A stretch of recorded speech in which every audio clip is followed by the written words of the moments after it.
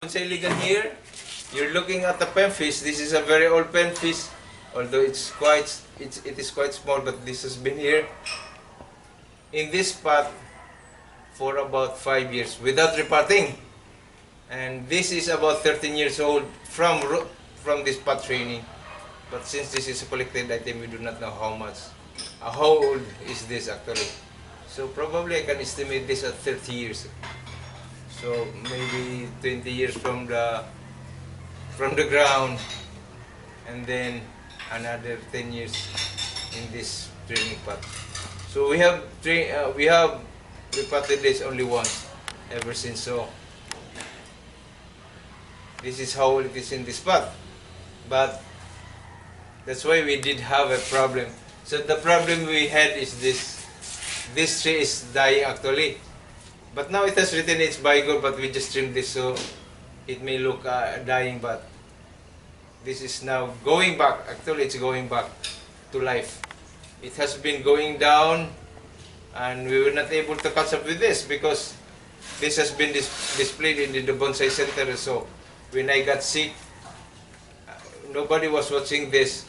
Even my gardener was not able to troubleshoot what was the problem. So actually, the problem was the soil, the topsoil has become impenetrable because they were putting, the guys there in the coffee shop were putting coffee flakes on the pot, thinking that it was a good fertilizer for plants, because actually it was good for ornamentals. But in this case, our soil need to drain, and so eventually the drain becomes slower and slower, and so the tree started to die off. So now our problem is basically still this. It's full of mud. See, so this soil is full of mud. So Dudong will now remove the top half of the soil, and then we will replace the half. See the soil? It's now mud actually. This is coffee flakes plus the leaves that have just gone through there and decayed. So it has become humus. So we need to remove this and replace back the. We do not need to repot this. I don't want to repot this. I just want to remove the top portion, and then we will test if it is the water will drain. And when the water will drain, we will just replace this with a new set of river sand. So no repotting, just remove the soil, and so we call that actually resoiling, meaning new soil and no repotting.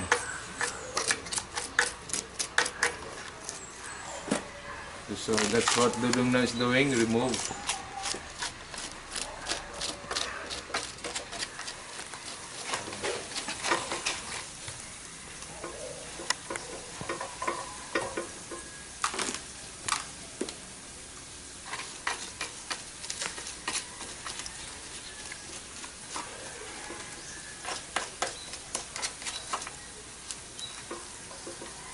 Magsugod na ko niya, ang akong isdol. See the soil?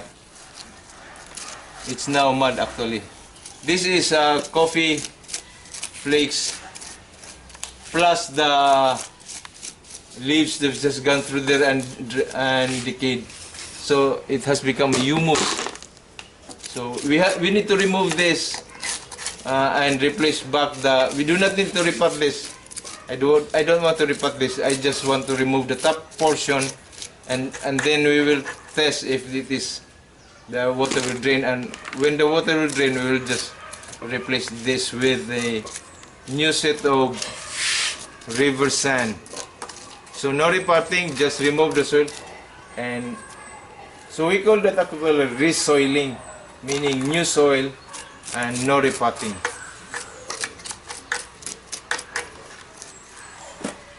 So that's what Dudong now is doing, remove.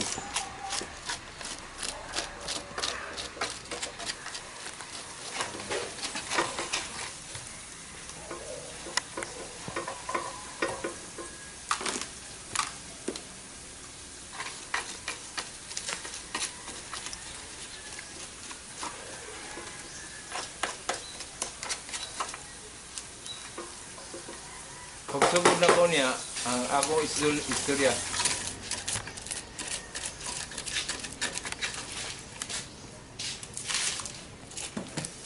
Okay, we're almost done. We're almost done. And we have quite dig a lot. See? See how much we have dug. Okay, so this is how deep we have dug. Also here. So now the next thing to do is to test whether the water will drain. So I have just tested the water. It's in the middle of the day and it's very hot. But I have drained off the hose. Okay. So Dodong is washing. So I am at the sweep just for a while.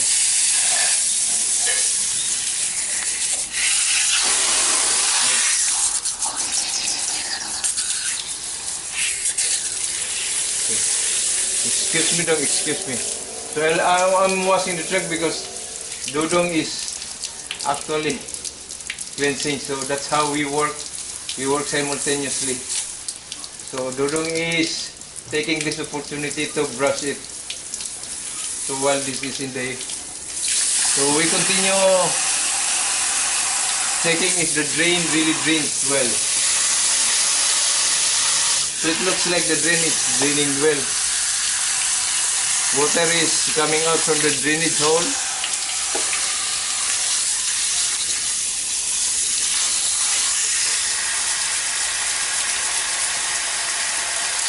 Looks good. So actually the next thing to do on my part is to put now new river sand. It has to be river sand so that it will drain well.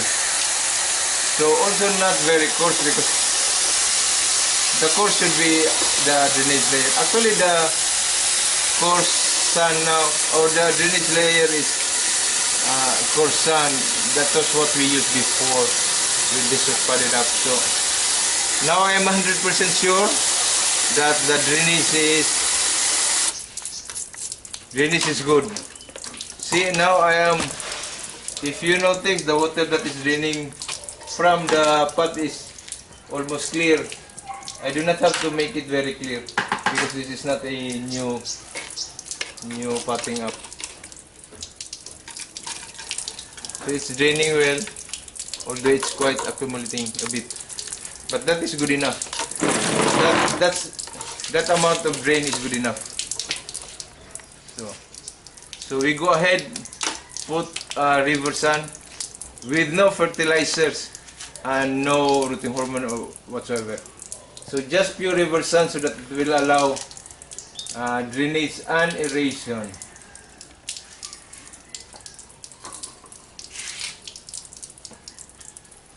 Kidong pagbutan ni mugsan ay karo pa bobo. Ikaw po imutan na.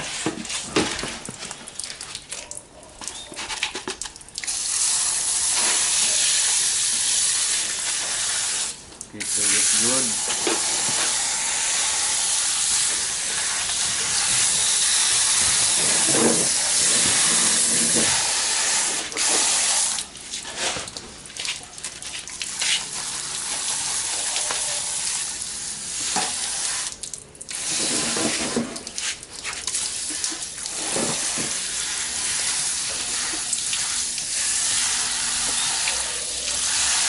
So I think this is okay. So this will last for another probably 3 years. And then by the time we need to repot because by the time much of the mud has gone into the drainage layer. But for very large ones, I have one there which I did not repot for almost 10 years. No repotting for almost 10 years. That's for very large pots. Because the large pots also have larger soil. We use 1/4 in size and 1/8 in size for the main medium. The drainage layer is 1/4 in size. But for this we have, the main medium is finer. So just about 1/16. So we just use ordinary screen to sieve our sand. And then separate the coarse ones and the finer ones. And put them as drainage layers. The coarse ones as drainage layers. So it may look it's not draining, but you can see that it's draining a lot. So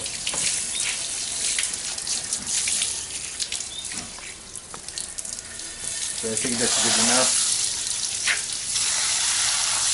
Anyway, if some problems occur again, then you know that the next thing to do is not anymore to resoil, rather to repot this.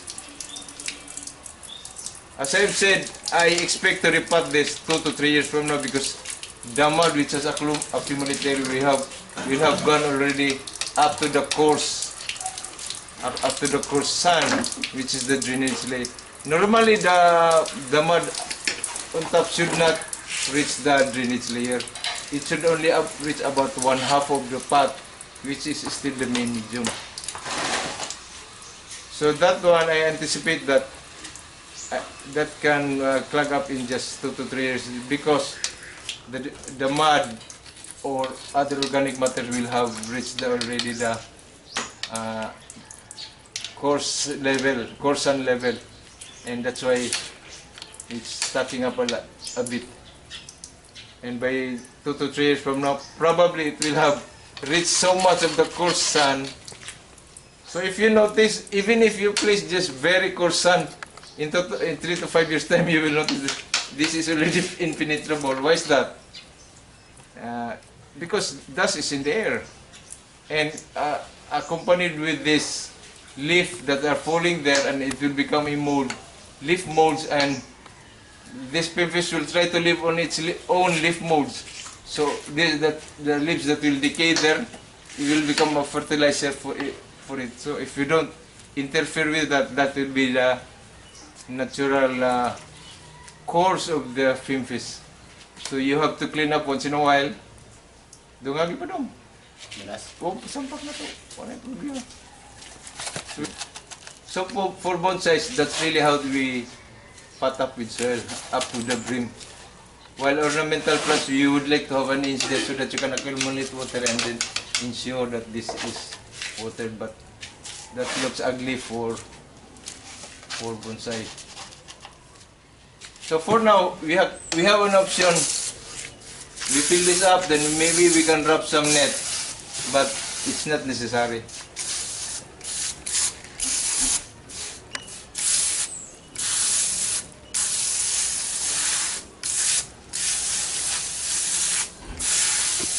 Okay. So with that level, I don't even think that we need to wrap it with net. So the net is supposedly to contain the soil in the pot, but in this case, I think there's no need. See? So the drainage looks good. It's still draining right there.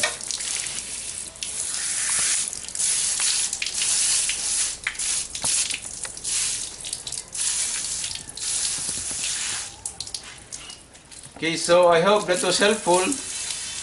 Hope you enjoyed watching, and thanks for watching anyway.